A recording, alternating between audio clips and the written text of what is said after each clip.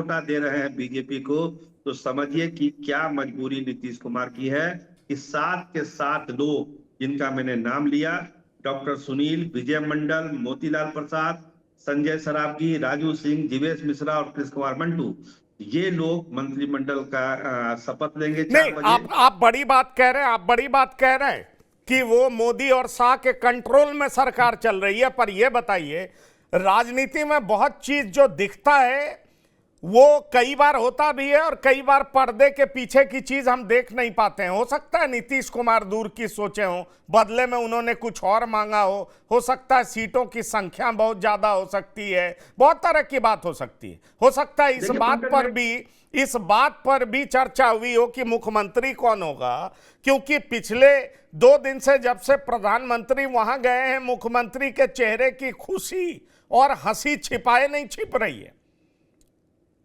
देखिए पंकज भाई, एक परसेप्शन वाली बात है, परसेप्शन पर राजनीति चलती है। अगर जनता दल यूनाइटेड का कोई आदमी मंत्री नहीं बन रहा है, सीधा मैसेज जा रहा है कि जनता दल यूनाइटेड कमजोर हुआ है।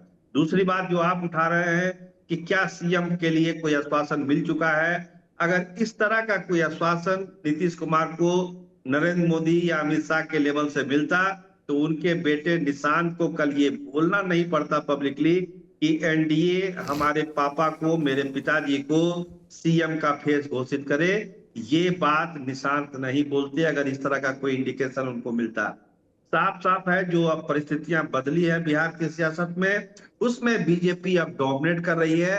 खासकर दिल्ली के चुनाव नतीजों के बाद इतनी बड़ी जीत मिली है बीजेपी को, तो पूरा फोकस है कि बिहार को भी कंट्रोल में रखा जाए और आगे जो निगोशिएशन हो सीट के लिए या मनचाहे सीटों के लिए उसमें भी बीजेपी के चले, क्योंकि 4 मंत्री बनने थे बीजेपी के, 2 बनने थे जनता दल यूनाइटेड के, तो सारे के सारे अब बीजेपी के बन रहे हैं।